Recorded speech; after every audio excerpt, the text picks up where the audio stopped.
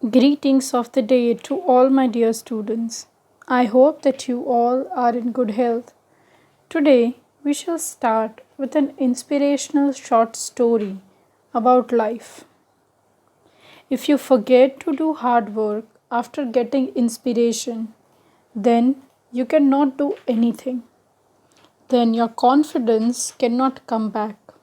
So fast, make a habit to do hard work and leave from laziness.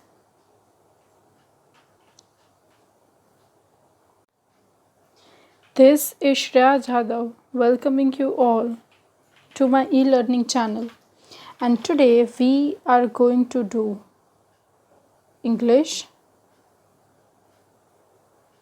grade 10 supplementary reading 6, The Making of Scientist, written by Robert W. Peterson.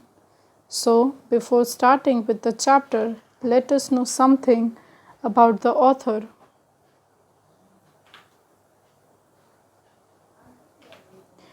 Robert W. Peterson, born 1925, died February 11, 2006, was an American newspaper writer who later became a freelance author of magazine articles and books, especially on the topic of sports and scouting.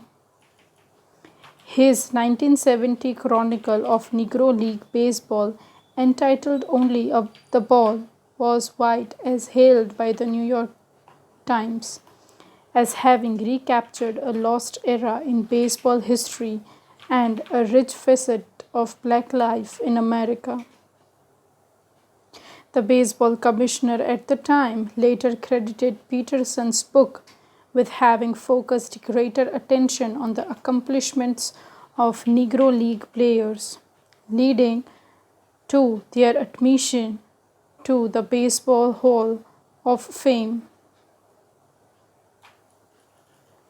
Introduction for answer. Prose. Prose name The Making of Scientist. Author's name Robert Peterson. Genre story. Summary. The Making of Scientist is a story about the leading scientist Richard E. Bright. How curious he was when he was a small child. So, this is part 2 of chapter number 6. We shall now start the reading and explanation for the same. Then, in the 7th grade, he got a hint of what real science is when he entered a country science fair and lost. It was really a sad feeling to sit there and not get anything, while everybody else had won something. Ebright said his entry was slides of frog tissues, which he showed under a microscope. He realized the winners had tried to do real experiments, not just simply make a neat display. Already, the competitive spirit that drives Richard E. Bright was appearing. I knew that for the next year's fair, I would have to do a real experiment, he said. The subject I knew most about was the insect work I had been doing in the past several years. So he wrote to Dr. Urquhart for ideas, and back came a stack of suggestions for experiments. Those kept Ebright busy all through high school and led to prize projects in country and international science fairs. So now it was that the author, means the scientist, Richard E. Bright, was in grade 7. At that time, he participated in a science country fair and he lost at that time. He felt really very sad because he was expecting some of the prize. His experiment was slides of frog tissues, which he had shown under the microscope. It was pretty neat enough, but he didn't win any prizes because other students, other participants have made a real uh, play, a real role over there. They have made something which is not copied from somewhere, they have tried it out on their own. And at that time, for the very first time, he got a competitive spirit that was appearing within him. And for the next year's science fair, he decided that he would do something which is really interesting and real. And at that time, he chose the subject of insect work, which he had been doing from past several years. And again, he wrote a letter to Dr. Urquhart for ideas. And in the reply, there came plenty of suggestions for the experiment. This kept Ebright busy throughout his college, school, and which led him projects in countries and international science fair. For his 8th grade project, Ebright tried to find the cause of viral disease that kills nearly all monarch caterpillars every few years. Ebright thought the disease might be carried by a beetle. He tried raising caterpillars in the presence of beetles. I didn't get any real result, he said, but I went ahead and showed that I had tried the experiment. This time I won. So eventually, what happened? That again he won, means he started his new project when he was in 8th grade, and at that time they were searching for a disease which was always being found in the monarch butterflies, which nearly killed the monarch caterpillars. And he thought that this disease was being carried by the beetle. At that time, he started raising caterpillars in the presence of beetles.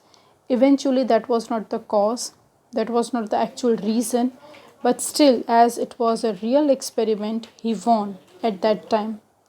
The next year, his science fair project was testing the theory that viceroy butterfly copy monarchs. The theory was that viceroys look like monarch, but monarch don't taste good to birds.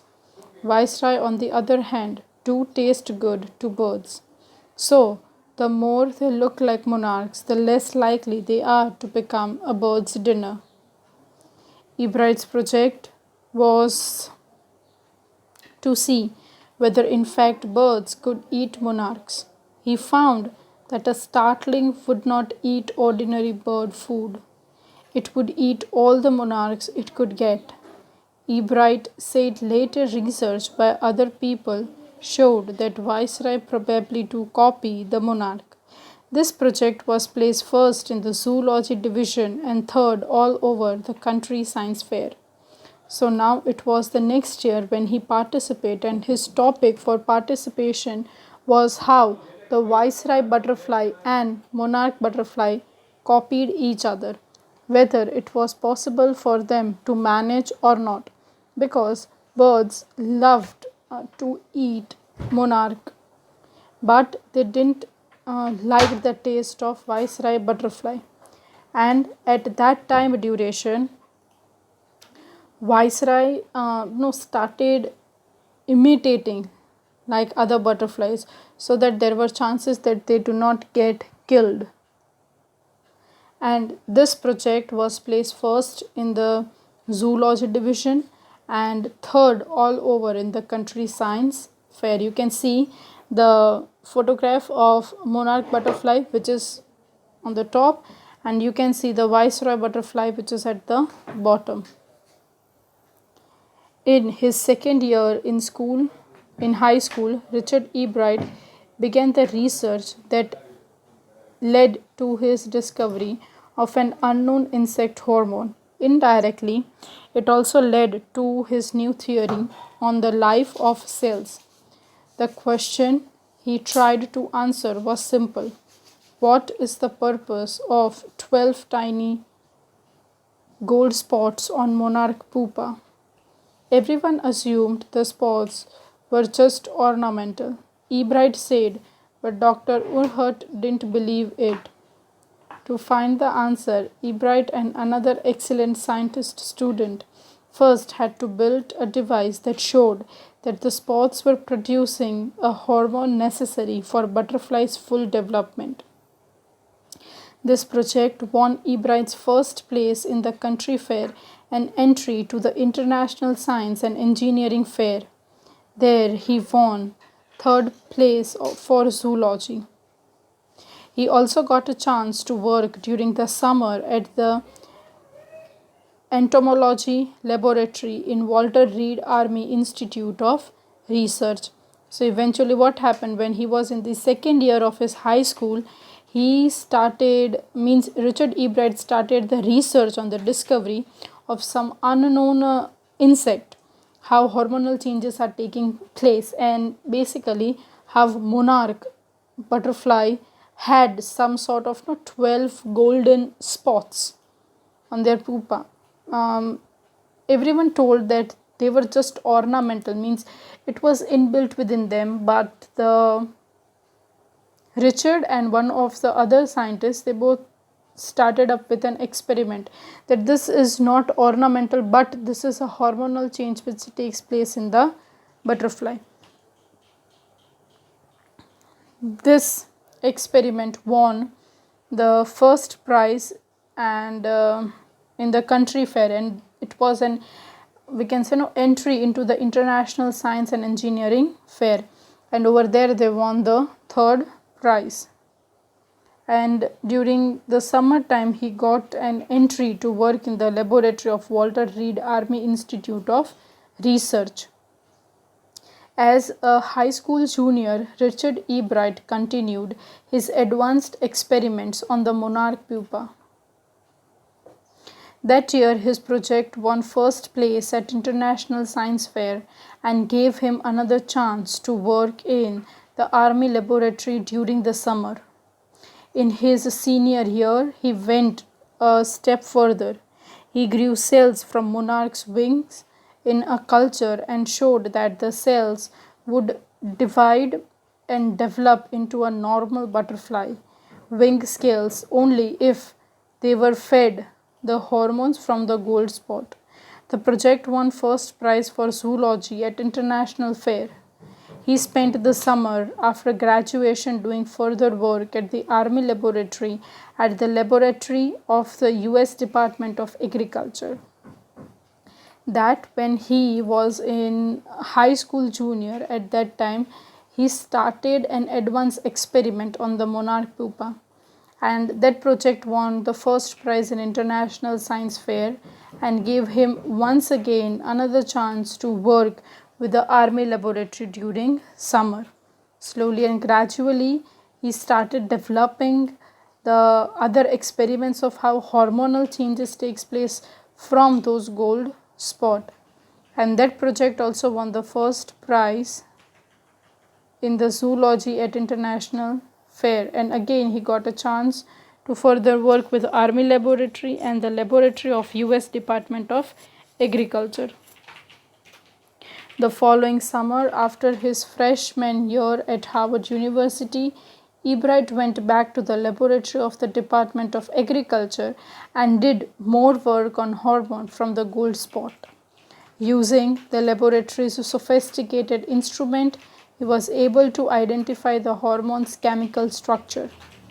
A year and a half later, during his junior year, Ebright got the idea for his new theory about the cell life. It came while he was looking at X-ray photos of the chemical structure of the hormone. When he saw those photos, Ebright didn't shout, "Eureka!" or even "I have got it," but he believed that, along with his finding about insects' hormone, the photos gave him the answer to one of the biology's puzzles: how the cell can read the blueprint of its DNA. DNA is a substance in the nucleus of a cell that controls heredity. It determines the form and the function of the cell. Thus, DNA is a blueprint for life. So now, after completing his high school, he went to Harvard University But once again, he went back to the Agricultural Research Center to carry on his experiment. A year and a half later, he came to know that there was a new experiment which he was supposed to conduct, and through x-ray he came to know that there were some hormonal changes which were taking place. It was because of the DNA, or it was because of some of the hormonal or a hereditary change which is taking place. So it was thus said that DNA was the blueprint for life.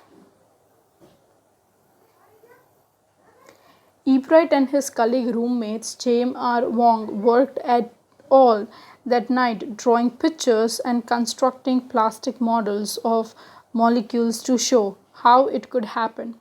Together, they later wrote a paper that explained the theory. Surprising no one who knew him, Richard E. Bright graduated from Harvard with highest honors. Second in his class of 1510. E. Bright went on to become a graduate student researcher at Harvard Medical School. There, he began doing experiments to test his theory. If the theory proves correct, it will be a big step towards understanding the processes of life. It might also lead to new ideas for preventing some types of cancer and other diseases. All of this is possible because of Ebright's scientific curiosity. His high school research into the purpose of the spots of monarch pupa eventually led him to his theory about cell life. So, now Ebright and his college mate, whose name was James Wong, they all worked on the drawings of the pictures and constructing a plastic models of the molecules, and they wanted to show how everything would work together. But they also later wrote a paper on it, and they explained the whole theory. At that time, it was a bit surprising to everyone that he graduated from Harvard University with highest honors.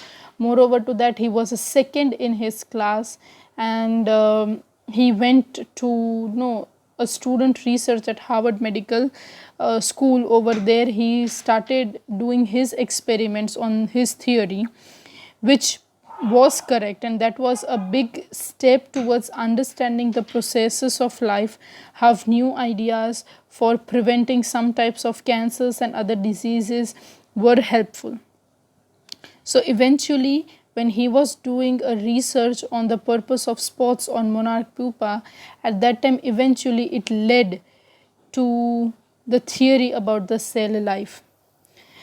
Richard E. Bright has been interested in science since he first began collecting butterflies, but not so deeply that he hasn't time for other interests.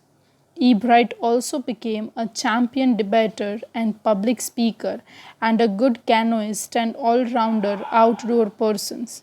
He is also an expert photographer, particularly of nature and scientific exhibits. In high school, Richard E. Bright was a straight A student. Because learning was easy, he turned a lot of his energy towards the debating and Model United Nations Club. He also found some to admire Richard A. Wiener, a social study teacher and advisor to both clubs. Mr. Weir was a perfect person for me then. He opened my mind to new ideas, Ebright said. So now, Ebright was interested in science from the very beginning when he started collecting his butterfly. But he was a champion in debating, and he was a really good public speaker. He was a good canoeist. He was all around outdoor person. He was expert in photography related to nature or related to any scientific exhibit.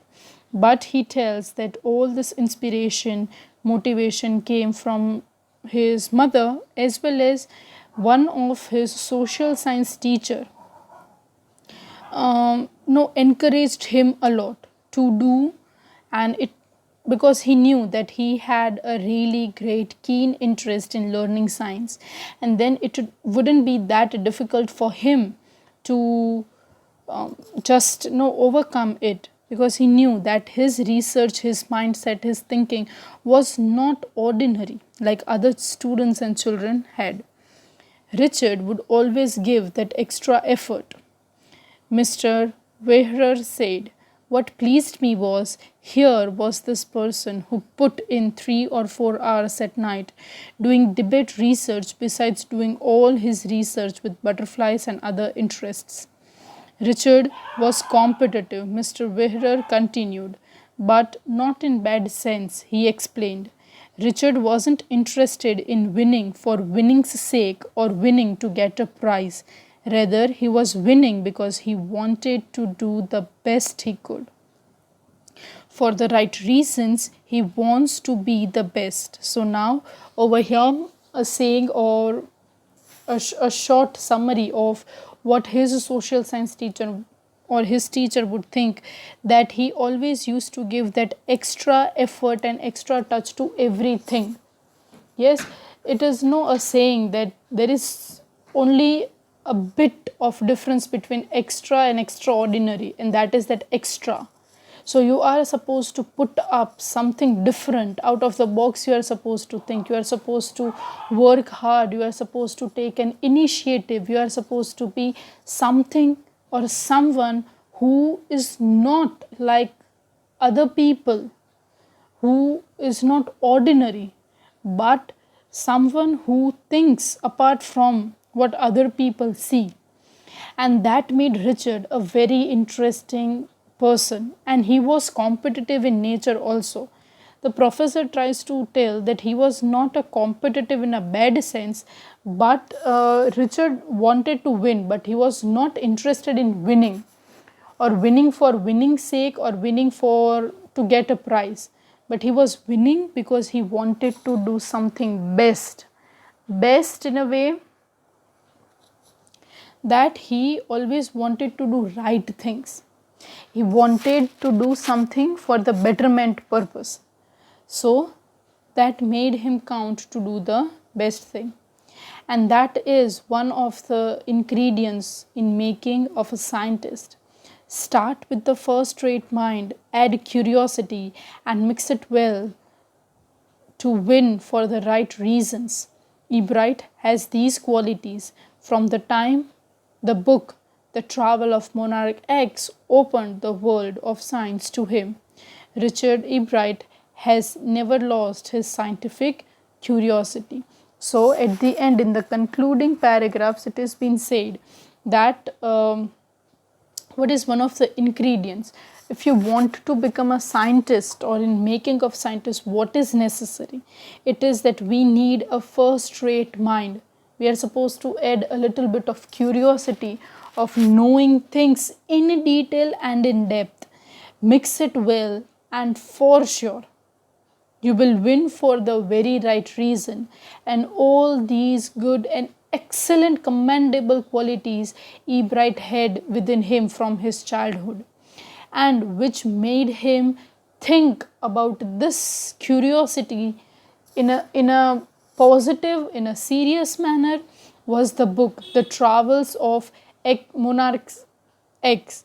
And that was the reason that it opened the world of science to him. And after that, he never ever stopped his scientific curiosity of learning. So, this is all about the reading and explanation of the chapter. Now, we shall have a short, brief summary of what we have done. So, Richard Ebright has received a Scholar Award and Schering-Plough Award for biochemistry in molecular biology. It was his fascination for butterflies that opened the world of science to him. At the age of 22, he discovered how cells work with his college roommate James Wong. and the new theory on how cells work in butterfly explained in an article in the Proceedings of the National Academy of Science. Richard E. Bright also crossed all hurdles and did a successful research in insect work study which he had started in his childhood. E. Bright was the only child which lived in Pennsylvania with his mother. His father died His father died when he was in third grade, and he had everything for his mother. Moreover, to that, it was not possible for him to play outdoor games because he was quite alone.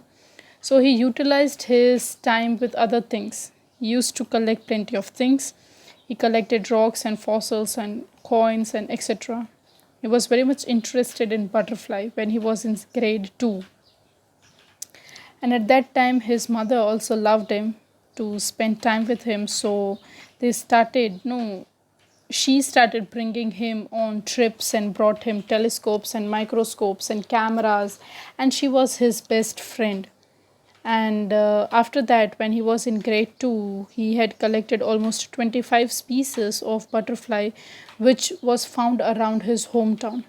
His mother brought him a book named Travels of Monarch X, and that book told him how the monarch butterfly migrate to Central America. He was very much interested and he was impressed by the professor of Toronto University, Canada. He started participating in the science fair when he was in 7th and 8th grade for the first time. He failed.